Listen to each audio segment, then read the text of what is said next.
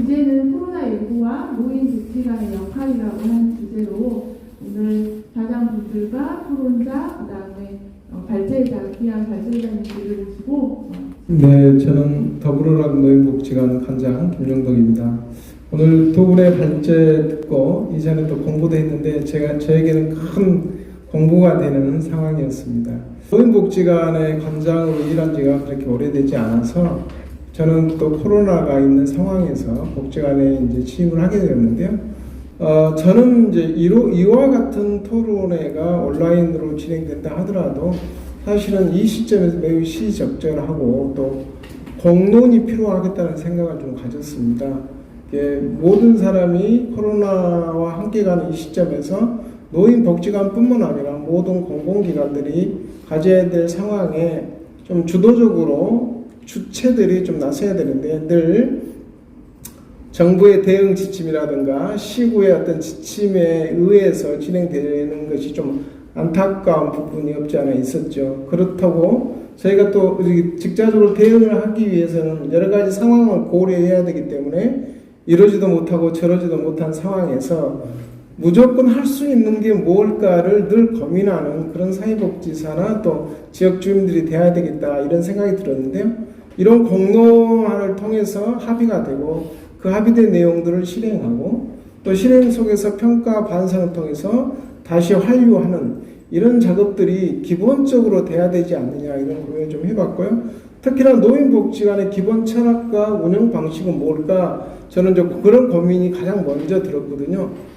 제가 생각하기에는 노인복지관의 어르신들의 자립과 자주와 자치 능력을 향상하게 하는 것 그리고 삶에서 즐거움과 또 관계를 회복하는 것 이걸 지원하는 게 노인복지관의 역할이고 사명이다 이런 생각을 가져봤는데요. 사회복지사는 멀티플레이어가 되어야 되고 네트워크가 되어야 되고 퍼실테이터가 되어야 된다 이런 생각을 가졌는데요. 코로나 시대에 온라인 서비스를 진행하는 게 매우 필요한 시점에서 줌 활용 능력이나 또 영상을 촬영하고 편집해서 유튜브에 올리는 거나 이렇게 공유하는 것들이 어느 정도의 기술력을 갖고 있어야 되는 것 그런다면 누군가는 이걸 배워야 되는데 모두가 외부의 전문가에게 아웃소싱 할 수는 없다 이런 생각을 좀 가져봤어요. 그리고 이제 코로나가 주는 교훈을 두 분이 굉장히 잘 말씀해 주셨고 이게 사실은 모든 복지관 또는 지역사회 공공기관들이 서로가 좀 합의하는 과정들이 좀 필요하겠다는 생각을 가졌습니다. 어느 복지관이 어떤 프로그램이 굉장히 잘했다 그러면 우리는 또 다른 걸 더 잘해야지가 아니라 그 프로그램이 정말로 잘 되면 그게 전국으로 확산되는 속도가 정말 빨라야 된다. 그래야 사회적 비용이 줄고 효과는 풍성하게 되지 않을까라는 생각을 가져봤는데 그걸 연결하는 플랫폼이나 그걸 함께 공론화할 수 있는 장들이 많지 않은데 그걸 이렇게 한노협이라든가 협회라든가 이런 게 좀 필요하지 않겠느냐는 생각을 가져봤고요. 저는 오늘 여기 오기 전에 사실은 강산 선배 시민 네트워크를 좀 함께 꾸려보면 좋겠다라는 생각을 갖고 제가 대한노인의 또 강산구 자원봉사센터 이렇게 만나고 오늘은 행복나루 강산구 행복나루 노인복지관 관장님과 또 과장님 만나서 그런 부분에 대한 공론을 좀 했거든요. 총론적으로는 동의를 했고 이제 강론에서 좀 구체적이고 세밀하게 진행을 해야 되는데 복지관이 건물 중심에서 지역사회로 나아가야 된다고 한다면 우리 사회복지사 플러스 지역의 자원 즉 전문가 그룹과 자원봉사 그룹과 그 다음에 주체가 되는 어르신들의 그룹들이 서로 연계망을 가져야 되는데 그 연계망을 가지려면 기본 시스템으로 네트워크의 어떤 조직이 구성돼야 되겠다는 문제의식을 가졌습니다.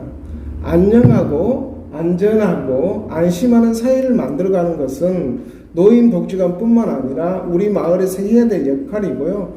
특히나 어르신들 개인의 욕구에 맞춰서 활동을 이루어져야 된다고 한다면 사실 물리적으로 직원들의 사회복지사의 한 명이 감당할 수 있는 어르신들의 상담과 사회관리는 한계가 있다는 거죠.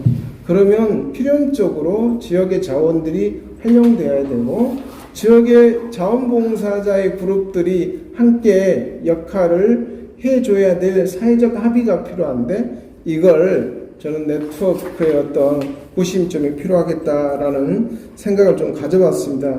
특히나 복지관의 탈바꿈은 사실 코로나가 주는 매우 중요한 어떤 혜택인 것도 같아요. 그래서 제로 베이스에서 그동안 해왔던 사회복지 평생교육 프로그램이나 특화 프로그램이나 지역사회 프로그램들을 제로 베이스에서 다시 생각해보는, 그리고 그걸 통해서 새롭게 정리해보는 이런 기회를 빠른 시일 내에 자주 갖는 것이 필요하겠다는 것을 두 분의 발제를 통해서 공부하게 되었고요. 저는 이제 복지관에 와서 관장으로서 특히나 이해관계자와 주체인 사회복지사와 어르신들이 어떻게 하면 공동의 목표를 늘 즉자적으로 대응하고 신속하게 정리해서 그걸 진행하는지. 그래서 저는 이제 그렇게 생각을 했어요.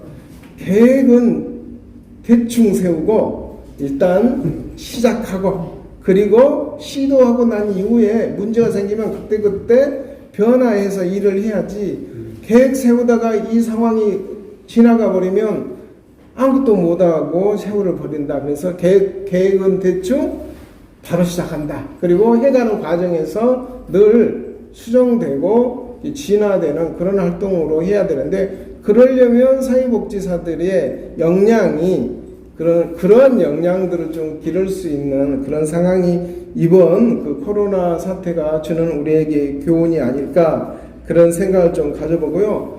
하나만 더 얘기를 하자면 많은 프로그램들이 다양하게 너무나 좋게 이렇게 정리가 되어서 진행되었다면 이게 우리 발제하신 두 분의 복지관이나 몇 개의 복지관에서만 진행되는 프로그램이 아니고 전국적으로 일반화되고 보편화되는 과정 속에서 어르신들의 삶이 자기 자치력을 좀 향상시킬 수 있도록 고민을 좀 해야겠다는 생각을 좀 가져봤고요. 저희 복지관, 강산구 더불어라 복지관이 바로 앞이 운남 근린공원으로 굉장히 숲이 있어 좋아요. 그래서 저희가 내년에는 조경사, 정원사, 시니어 숲 해설가, 그 다음에 복지관 자체를 캠퍼스로 만들어서 어르신들이나 지역 주민들이 셀피 존도 만들어보고 또 좋은 글귀도 부착해보는, 그래서 복지관 자체 벽면 녹화 사업뿐만 아니라 복지관의 모든 공간들이 하나의 어떤 조형미와 또 미술 설치 작품이 있는, 그래서 복지관 건물이 하나의 설치 작품으로